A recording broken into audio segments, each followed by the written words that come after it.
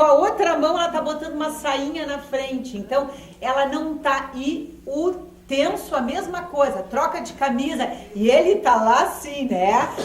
Todo gostosão, bota óculos assim. E ao nosso ver, pelo menos ao meu ver, as roupas são as mais cafonas possíveis, pro meu gosto. Mas ele tá E ele abafando. tá lá assim. E isso, o filme, ele é magistral em mostrar, porque chega a parecer piada. Quando eles vão indo para encontrar o Cuervo pela primeira vez, vocês perceberam a música e o tipo de filmagem? A lá Tarantino, assim. Não, é uma coisa suspense, floresta escura, Um lobo, coruja. Eles mortos de medo. Vocês viram como que eles estão vestidos? Casaco, sentados na frente do carro. E como é que está o Cuervo vestido? Bermuda, manga cavada na beira da água.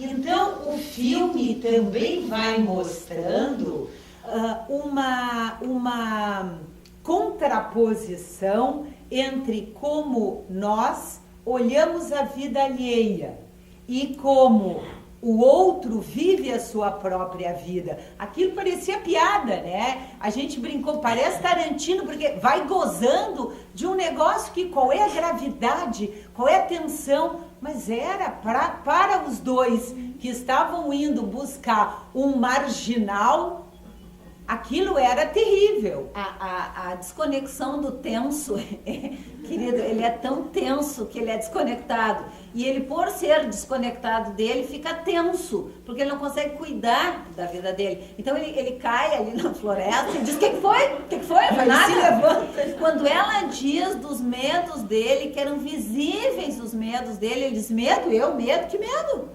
Então, esse descontato com a gente faz com que a gente tenha uma intuição, porque a alma da gente sempre intui sobre nós, só que a gente não acredita na alma e aí a gente fica desaparelhado. A alma da gente informa que a gente não está bem equipado, que a gente não está com a sintonia na nossa pele, que a gente não está acordado. E um dos conceitos mais importantes para nós é a atenção amorosa.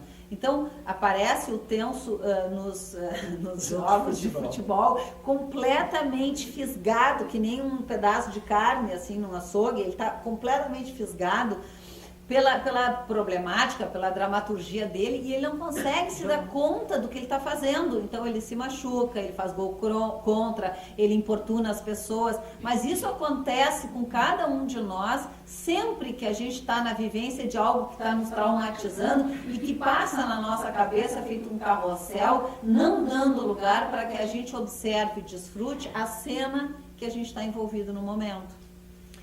Juntando o que a Cristiane está falando da atenção amorosa com o outro conceito que nós falamos antes, que é a fala, como é que é a fala dela no início do filme? Eu não estou fazendo nada de importante, pode falar, ela está na psiquiatra com ele. Pode falar, não estou fazendo nada de importante. Como é que é essa fala? É uma metralhadora. O que mais? O que a gente diria? Uma fala com atenção ou desatenta? Desatenta, uma fala descuidada. O que tu diria? Tu, este rapaz aqui na frente. Tu, como é que tu diria? Parecia desinteressado do que aquela menção falando. Desinteressada. Vai largando. Agressiva. Diarreica, né? Ela vai... Aí ele vai saindo da cena e ele vai no banheiro, ele tá na escada, longe da mesa, ela levanta a cabeça e continua falando para ele. E ele grita dentro do restaurante. Tô indo no banheiro. E daí tem uma coisa linda, que a cena seguinte aparece ele fazendo a mesma coisa com os amigos. Então, uma coisa importante, e é de novo por isso que a gente está aqui, e é tão legal quando as pessoas trazem os amigos e nos apresentam, ai, trouxe meu amigo, ai, trouxe a minha irmã, ai, trouxe... Porque a doença, ela contamina, né? a convivência nos contamina. Então, é extremamente importante que a gente vá trazendo, sim, os amigos e que a gente vá criando um ambiente para que a gente se contamine com a saúde, porque ele se contaminava com ela. Contaminado com ela, ele levava aquela ansiedade para os amigos. E é assim. Ela se contamina no ambiente do trabalho. É tão bonito quando a gente percebe o olhar atento do menino para ela, do radialista, em que ele, desde o início, ele quer saber dela. Então ele fala, nossa, então fala mais, então faz uma listinha dos seus ódios. E no outro dia, com essa parceria, 24 horas, hein, gente? Foi assim. De alguém que se interessa por quem eu sou, como eu sou, que é o que ela vai dizer na psiquiatra depois. Eu achei que amar era isso, era oferecer o meu pior e eu me oferecer inteira e eu me equivoquei. E é muito interessante, porque quando o outro observa sobre ela o seu interesse, ela no outro dia está fazendo uma listinha dos seus ódios e ela está feliz. Ela tá encantada, ela tá sorridente, ela gargalha, ela ri. Ela acordou mais cedo que ele e tinha o mate feito. Vocês lembram como é que ela tomava café da manhã? Ela não... Toda arrumada, fumando, ela tomava, agora arrumada. Antes é desgrenhada, se arrancando os cabelos e fumando. A fala que então vai acompanhando, a fala é o condutor do filme. É a ação que vai conduzindo o filme. E no final, na cena deles com a psiquiatra, o que tem uma determinada hora que ela vai falar isso e não fala. Vocês veem que na cena com a psiquiatra ela tá mais quieta. Ela tá quieta porque ela tá triste. E a gente só se entristece quando a gente entra em contato com nós próprios.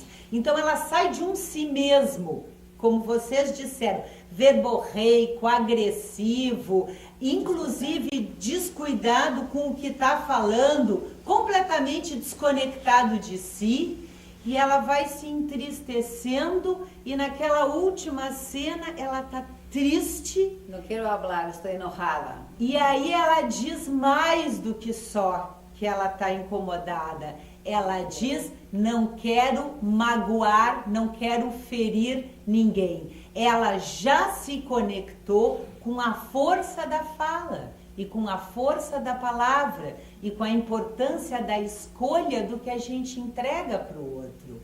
E aí, então, ela está muito mais saudável.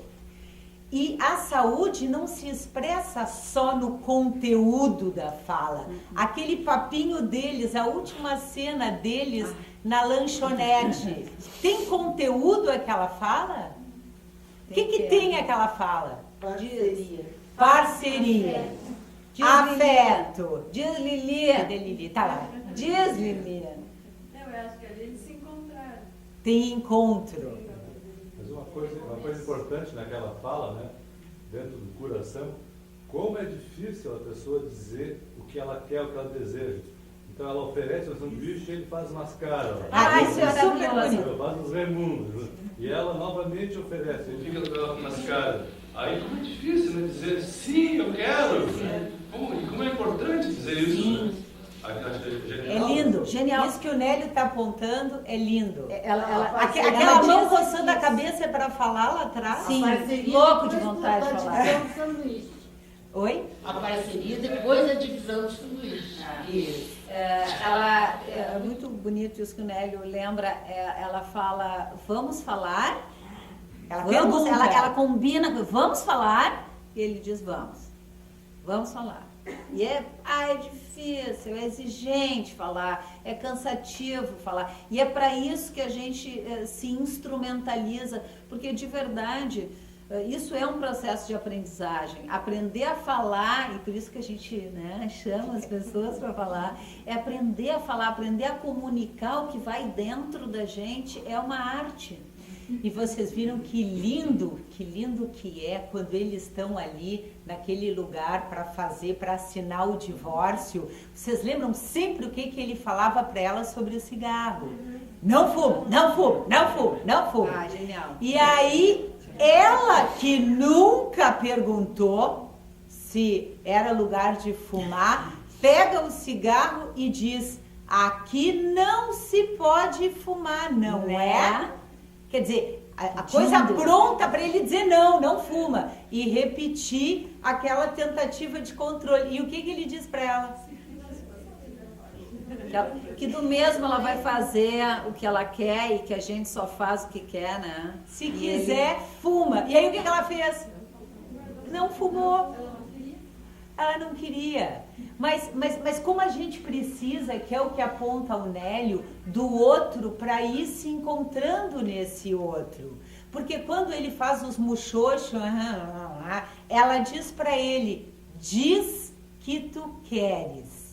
Ela informa para ele o que ela precisa receber dele como resposta, que é um negócio que a gente também não faz. A gente quer que o outro adivinhe o que a gente quer ouvir. Mas ela percebe ali que ele precisa falar. Sim. Ali ela já está praticamente curada. Claro. Ela já passou por toda a fase vamos dizer assim, de crescimento dela, e ela está começando a perceber o quanto ele precisa da ajuda dela. E ela está informando para ele o quanto ela precisa que ele fale, porque uma queixa dela também é que ele não falava com ela. A história do filho. Então, como a gente acha que está comunicando tudo para o outro, e pode ser que o outro não esteja percebendo nada da nossa comunicação. Ela falava demais, era extremamente difícil para ele interromper aquela ladainha. Mas não é só isso, né? Porque todo o movimento do filme, né? Enfim, Começa a discussão de ele não ter a coragem de dizer que quer se separar.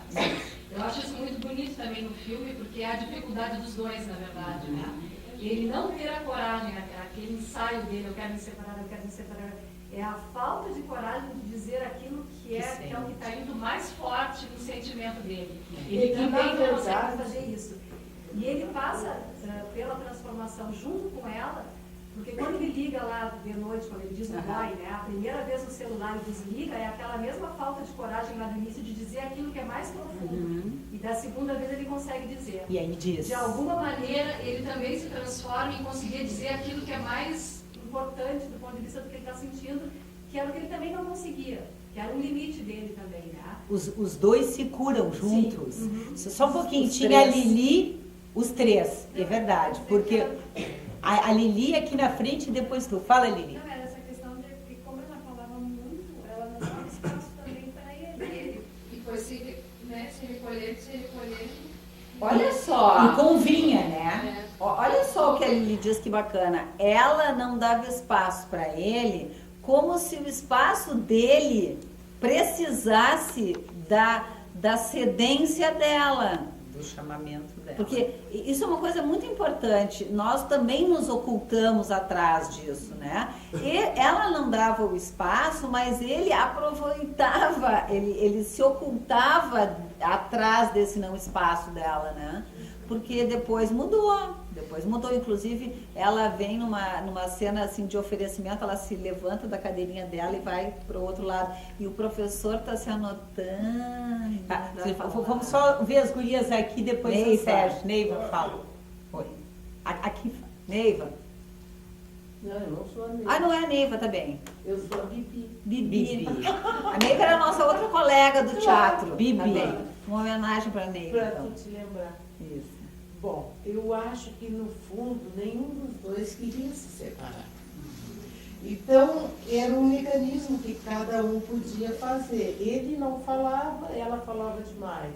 Enfim, era uma troca isso aí. Mas, no fundo, o que eles precisavam era aprender a conviver juntos e a conversar. E a gostar cada um de si, né? Sim. Assim, complementando mesmo, na realidade, é um papel e um contrapapel, né? Vítima e algoz. Havia um conluio tão forte ali que alguém tinha que romper isso. E no final eles mudaram o papel deles, né? Na realidade, eles for encontrar, eu concordo com aquela questão de que ele tinha dificuldade de separar porque ele não queria, agora não queria ficar naquela situação. Ele queria se livrar daquela... Mas não fazia nada para mudar. Fez o que não, fez o que deu, né? Fez o que deu. Sim, do jeito atrapalhado, né? Mas ele conseguiu fazer o movimento e mudou a relação. Porque o papel e contrapapel é muito importante. Enquanto tem uma vítima, tem um algoz, aí alguém rompe, ou os dois... Tem o celular, ó, acho que alguma coisa ficou ali. Oi, tu na porta. Ei, tem uma coisa que ficou para trás. Sérgio. Não, eu senti no filme que, primeiro, eles só conseguem solucionar os problemas a partir de fatores externos. Quando eles buscam ajuda fora. Um grande angustiado no filme é o Cuervo. O Cuervo convive com uma culpa permanente pela infelicidade que ele disseminou no bairro, a partir do poder de sedução dele. E ele só consegue resolver o problema de culpa dele, que ele se autoexila no campo, no mato, lá, enfim. Ele só consegue resolver isso a partir do processo que ele se envolve e se apaixona por ela. Que ele diz sempre que todas as mulheres com quem ele se envolveu, ele amou profundamente. Então ele sofre com aquilo. E ele vai pedir desculpas, e ele só consegue pedir desculpas a partir de todo o envolvimento que aconteceu. Cuervo, para mim, é uma figura fantástica no filme, né? Porque ele é o elemento catalisador do processo do casal. O filme me passou que ninguém sai sozinho do processo. Ninguém consegue, nenhum deles, pelo menos, ali dentro do filme, sair de modo próprio. Ele conseguiu, Tenso, conseguir resolver um problema com a mulher a partir de ter coragem de se posicionar, mesmo pondo em risco o relacionamento. Ele não se posiciona com medo de romper o relacionamento. Ele não se dá conta, quando ele busca o Cuervo, o que aquilo poderia acontecer, o que poderia redundar. Ele queria resolver o problema da forma mais simples, eu me livro dela. Quando, na verdade, no fundo, ele não queria se livrar dela. Ele só se dá conta depois. Então, todos eles precisam de fatores externos. Ela precisa do fator externo, o Tenso precisa do fator externo, o Cuervo precisa do fator externo, eles precisam, o próprio cara da rádio precisa do fator externo. Ou seja, a relação entre eles soluciona o contexto. Quando a relação fica diminuída entre pessoas, o problema aumenta, paradoxalmente. E quando a relação se amplia, o problema diminui. Eu tenho sentido. O Sérgio está dando o resumo e o fechamento do nosso encontro, porque o que ele está falando, e várias cabeças fizeram que sim aqui, é da potência curativa do encontro. Nenhum de nós se cura. E por que a gente está falando se cura? Porque na faixa etária que todos nós estamos, todo o processo em sociedade que nós vivemos foi um processo de adoecimento. O aprendizado na escola, a vida em grupos, a vida nas instituições provoca, oportuniza em nós um afastamento de quem nós verdadeiramente somos. Então, nós que já somos maiores, precisamos nos curar. Os jovens que agora estão crescendo, se nós tivermos saúde e pudermos oferecer para eles um ambiente saudável, possivelmente eles se alfabetizarão para a saúde, diferente de nós que nos alfabetizamos no vocabulário da doença. Então, para nos curarmos, o encontro com o outro é fundamental, é curativo. Então, quando o Sérgio diz o fator externo é o outro, é a outra pessoa, que é essencial nas nossas vidas. Nenhum de nós sai igual de nenhum encontro verdadeiro com alguém.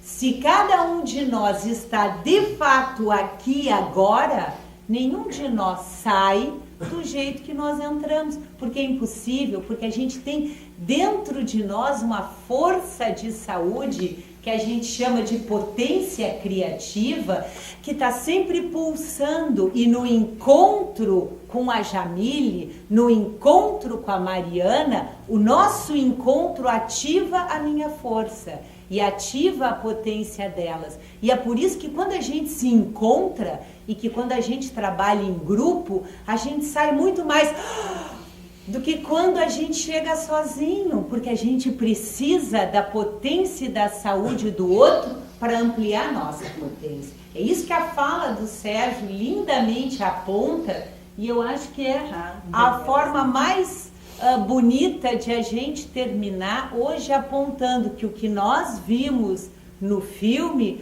foi um processo coletivo de cura.